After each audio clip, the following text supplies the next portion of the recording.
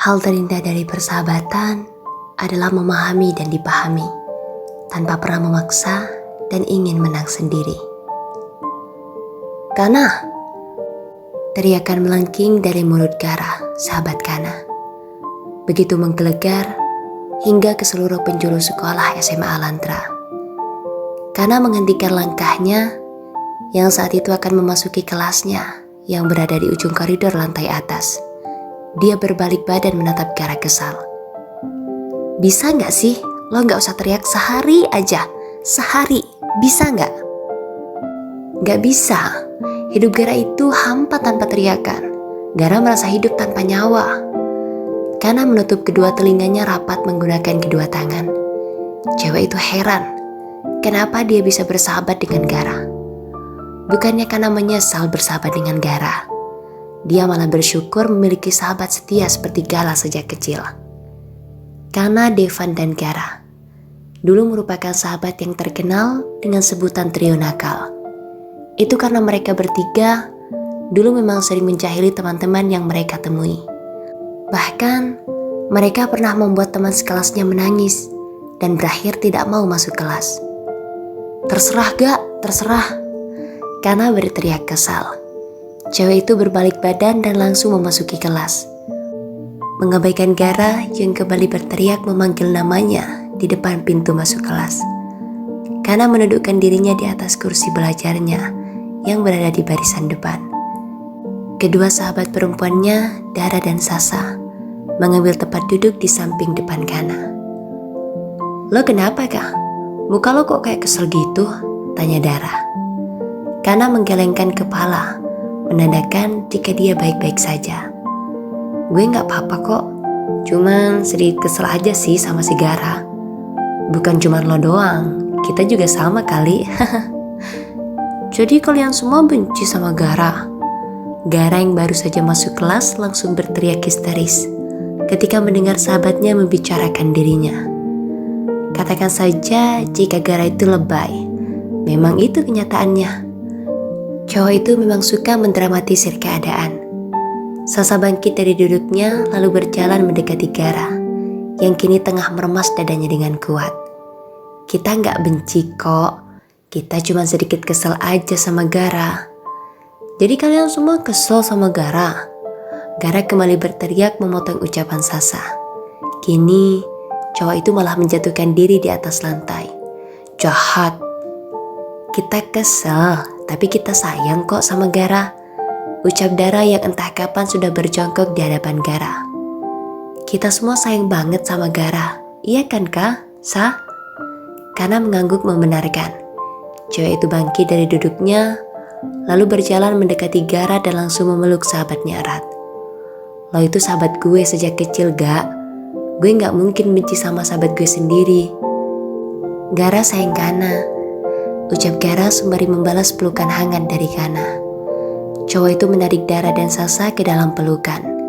Mereka berempat berpelukan sebagai sahabat, mengabaikan teman sekelasnya yang kini tengah memperhatikan mereka dengan berbagai tatapan. Kana berharap mereka semua akan tetap bersahabat untuk selamanya. Kana dan ketiga sahabatnya melepaskan pelukan mereka ketika salah satu teman sekelasnya yang baru saja datang memanggil Kana dari arah pintu masuk kelas. Kana, lo dipanggil sama Bu Siska di kamar 1 UKS. Siswi itu berkata gugup. Berbicara dengan Kana memang harus memiliki nyali yang tidak main-main. Kana mengangguk lalu berjalan keluar kelas menuju UKS setelah tadi sempat berpamitan pada ketiga sahabatnya. Cewek itu membuka pintu UKS perlahan dan menutupnya kembali setelah sampai di dalam ruangan. Ruang UKS SMA Alantra begitu luas, hingga mampu menampung kurang lebih 10 siswa yang perlu perawatan. Tenaga medisnya pun didatangkan langsung dari beberapa rumah sakit ternama di ibu kota. Kana berjalan ke arah kamar pertama di ruangan itu. Cewek itu membuka pintu, kemudian menutupnya kembali. Kana berbalik badan dan seketika terkejut ketika melihat sosok cowok yang beberapa hari terakhir membuat dirinya darah tinggi. Siapa lagi kalau bukan Alvaska Aldeblarelgan. Cowok itu kini tengah berbaring lemah di atas brangkar UKS, tanpa satupun anggota medis yang menjaganya. Padahal biasanya, satu ruangan kamar UKS dijaga oleh 1-2 orang anggota tim medis. Ketika Kana hendak berbalik badan meraih handle, Alvaska tiba-tiba saja membuka mata, membuat Kana mengurungkan niatnya seketika. Entahlah, mungkin Kana merasa tidak tega ketika melihat kondisi Alvaska yang begitu lemah. "Lo gak apa-apa?" Kana bertanya sembari melangkah mendekati Alvaska. Cewek itu menyentuh dahi Alvaska. "Tidak panas?" Itu artinya Alvaska tidak demam. "Lo sakit apa?" "Lengan gue luka." "Oh, obatin." "Tapi gue sakit." Alvaska memotong ucapan Kana. Kana berpikir sejenak sebelum akhirnya mengangguk terpaksa. "Oke." Kana membuka laci yang berada di samping brangkar lalu mengambil kotak P3K milik sekolah. Cewek itu duduk di tepi brangkar yang bersebelahan dengan Alvaska. Kana mengambil lengan kiri Alvaska lalu membersihkan luka cowok itu dari darah di sekitar lukanya. Luka Alvaska tidak terlalu parah. Tapi, kenapa cowok itu terlihat seperti seseorang yang sedang sakit parah? Ketika diobatin pun, Alvaska tidak meringis kesakitan. Kana sesekali mencoba memancing Alvaska dengan memencet lukanya, berharap jika Alvaska akan berteriak kesakitan atau bahkan menatap dirinya tajam. Tapi dugaan Kana salah besar. Alvaska sama sekali tidak bereaksi apapun. Wajahnya datar, dengan mata yang kini tengah menatap dirinya lekat. "Jangan tatap gue." Kana mulai merasa risih. Alvaska tidak bergeming. Kana memplester luka Alvaska sembari meniup luka cowok itu perlahan. Setelah selesai, Kana meletakkan kembali kotak P3 itu ke dalam lemari.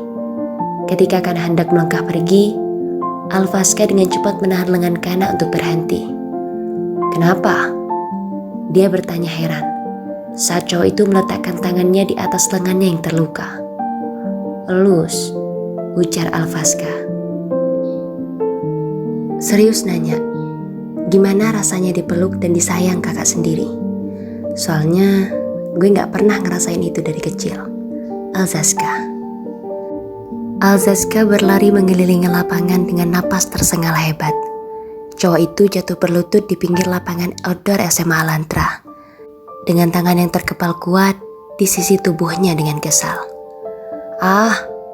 teriak Alzaska kesal. Alzaska memukul lantai lapangan dengan tangan kirinya, menyalurkan kekesalan yang begitu membuat dadanya terasa sesak. Beberapa murid yang tengah berada di lapangan dan juga koridor sekolah mulai memperhatikan Alzaska dengan berbagai macam tatapan.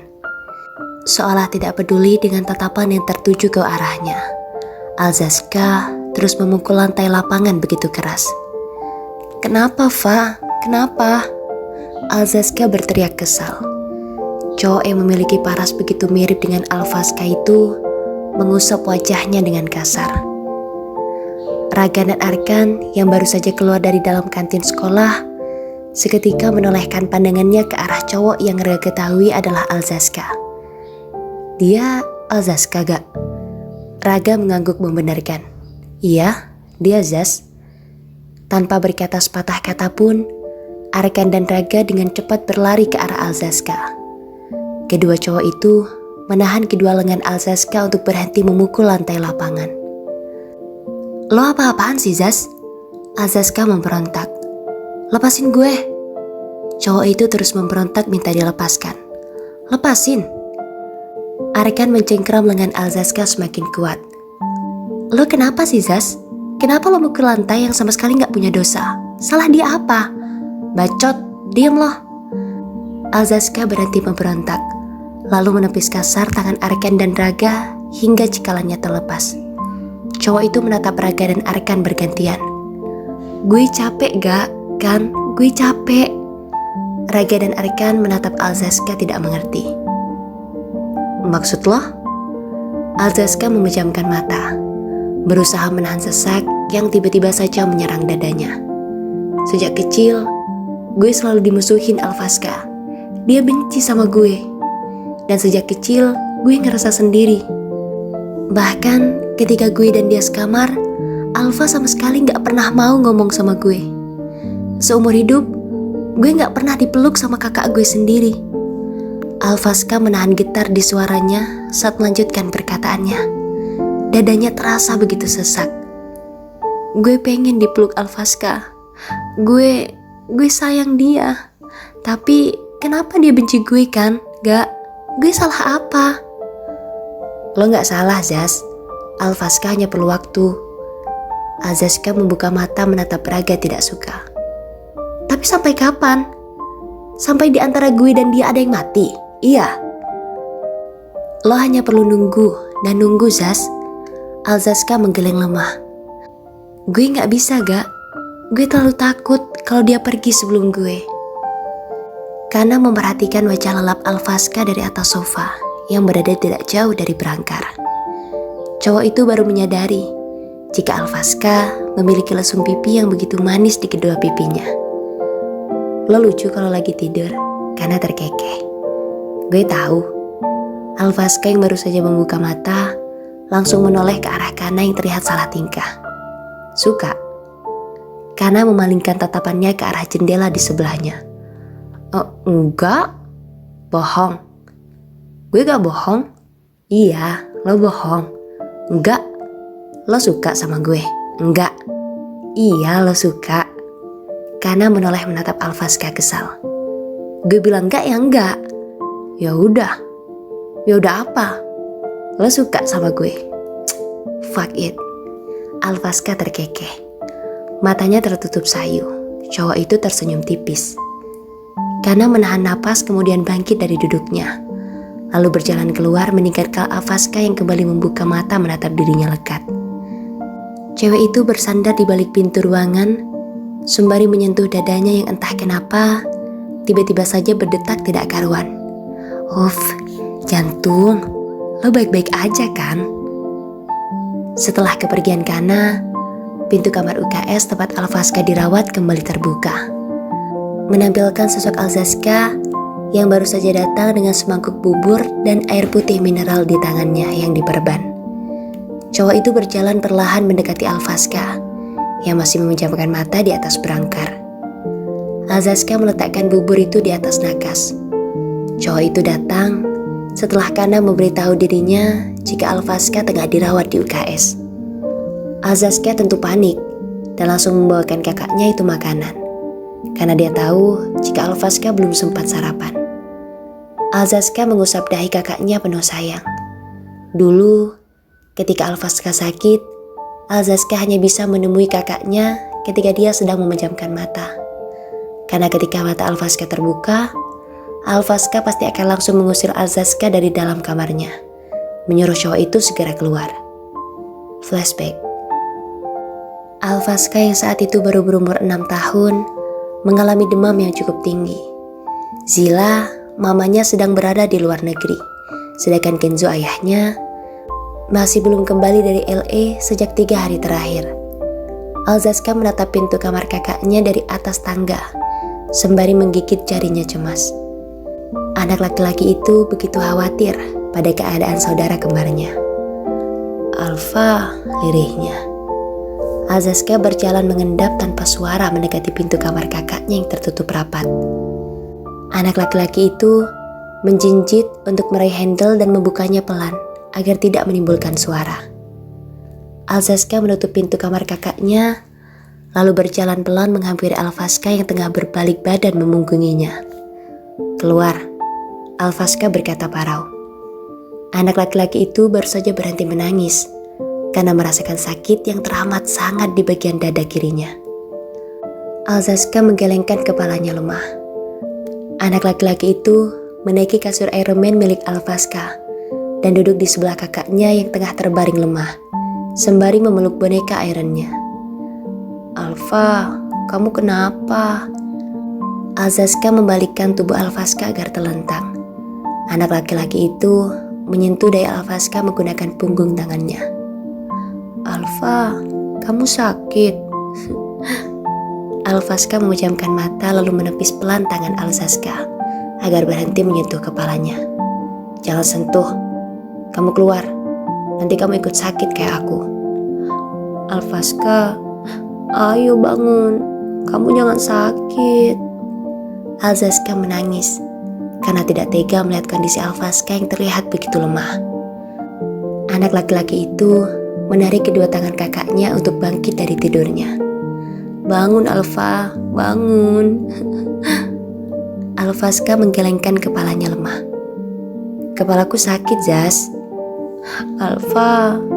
Alzaska berhenti menarik tangan Alvaska, lalu dengan cepat memeluk tubuh kakaknya begitu erat.